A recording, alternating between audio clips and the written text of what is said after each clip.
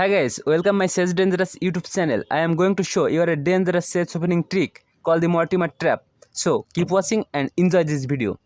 Let's start the opening. E4, E5, then knight F3 and knight C6.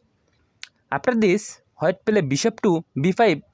This is the Ruy Lopez opening. Then we play knight to F6, turning to center the Berlin defense. We are attacking this pawn, so white naturally defends it by playing pawn to D3. Now it's time set up our trap. We will move this knight back to E7, as result of which this E5 pawn is left undefended. If white tries to be greedy and take this pawn, then she is gone. Let me show you how. After knight takes, we simply attack this bishop by playing pawn to C6. He can go back to either A4 or C4, no matter where he moves. We have an amazing tactical idea here. Can you spot it? Yes.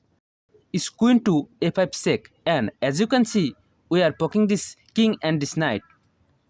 No matter how he defends, we can simply gobble at this knight, and eventually we are up by a piece. Going back in this position, you need to be very careful. There is a secret little trick that white can play on you. Let's see what that is, but wait. Are you enjoy this video? Please comment me. Okay. So what a white ignore this bishop and play is knight to C4.